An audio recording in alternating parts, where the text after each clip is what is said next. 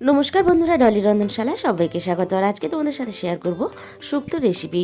আমি কিভাবে শুক্তো রান্না করি তোমাদের সাথে শেয়ার করলাম। এখানে আমি কিছুটা নিজের মতো করে সবজি কেটে নিয়েছি। এই রান্নাটা আমি পুরোটাই সর্ষের তেলে করব, তাই সর্ষের তেল খুব ভালোভাবে গরম করে নেওয়ার পরে আলু আর কাঁচকলাটা একটু নাড়াচাড়া করে কয়েক সেকেন্ড ভেজে নিয়ে আমি এখানে ডাঁটা আর রাঙা আলুটা দিয়ে দিলাম। স্বাদ মতো লবণ দিয়ে আমি সমস্ত সবজি একসাথে খুব ভালোভাবে নাড়াচাড়া করে ভেজে নেব। সবজিগুলো আমার ভাজা রেডি হয়ে গেছে। আমি এবার কড়াই থেকে নামিয়ে নিলাম। এরপর ওই একই তেলের মধ্যে আমি কেটে রাখা শিম আর বিনস দিয়ে দিলাম স্বাদ মতো লবণ। শিম আর বিনস একইভাবে আমি খুব ভালোভাবে ভেজে নামিয়ে নিলাম। এরপরে কড়াইয়ের মধ্যে দিয়ে দিলাম কেটে রাখা উচ্ছে, দিয়ে দিলাম স্বাদ মতো লবণ। উচ্ছেটা একটু নাড়াচাড়া করে ভেজে নেব। উচ্ছেটা যখন একটু লালচে হয়ে এসেছে তখন কিন্তু এখানে কেটে রাখা বেগুনটা দিয়ে দিলাম। বেগুন আর উচ্ছেটা একসাথে ভেজে আমি তুলে নিলাম। এরপরে আমি কিছুটা বড়ি এখানে দিয়ে দিলাম। বড়িটাও ঠিক একইভাবে নাড়াচাড়া করে আমি ভেজে নেব। আমি এখানে সমস্ত সবজি সব কিছু আলাদা করে ভেজে নিয়েছি, তোমরা কিন্তু একসাথেও ভেজে নিতে পারো। এরপরে কড়াইয়ের মধ্যে 1 চামচ পরিমাণ তেল খুব ভালোভাবে গরম করে ফোড়নে অল্প একটু 5 ফোড়ন দিয়ে দিলাম, 2টো শুকনো লঙ্কা কুচি আর একটা তেজপাতা দিয়ে একটু নাড়াচাড়া করে ভেজে নেব।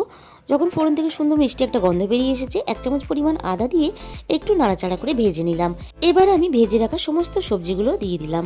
সামান্য পরিমাণ জল দিয়ে দিলাম যাতে না মশলাটা পুড়ে যায়। যেহেতু এখানে আমি হলুদ গুঁড়ো ব্যবহার করব না, তাই একটু কালারের জন্য সামান্য পরিমাণ কাশ্মীরি লঙ্কার গুঁড়ো দিয়ে দিলাম। 1/2 চামচের কম জিরে গুঁড়ো আর 1/2 চামচের কম ধনে গুঁড়ো দিয়ে দিলাম আর স্বাদ মতো চিনি দিয়ে দিলাম।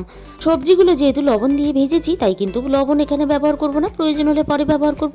আর কাশ্মীরি লঙ্কার গুঁড়োটা পুরোপুরি অপশনাল, তোমরা চাইলে দিতে পারো নাও দিতে পারো। এবার আমি প্রয়োজন মতো জল দিয়ে দিলাম।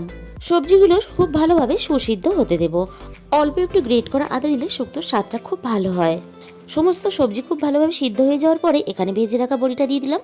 এরপরে আমি দিয়ে দিলাম ভেজে রাখা উচ্ছে আর বেগুন। আবারও আমি 2 থেকে 3 মিনিট রান্নাটা হতে দেব। এবার আমি একটা মশলা বানানোর জন্য ফ্রাই প্যানের মধ্যে 1/2 চামচ পরিমাণ দিয়ে দিলাম গোটা জিরে, দিয়ে দিলাম 1 চামচের একটু কম রাঁধুনি, 1/2 চামচ পরিমাণ সাদা কালো সর্ষে আর দিয়ে দিলাম 1 চামচ পরিমাণ পোস্ত।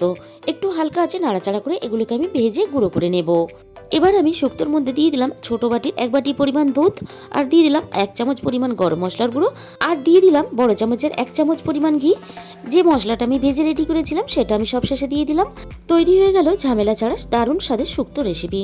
তাহলে বন্ধুরা, আজকের এই রেসিপিটা ভালো লাগলে অবশ্যই ভিডিওতে একটা লাইক করো। আর যে সমস্ত বন্ধুরা এখনো পর্যন্ত আমার চ্যানেলটাকে সাবস্ক্রাইব করোনি অবশ্যই আমার চ্যানেলটাকে সাবস্ক্রাইব করে নিও।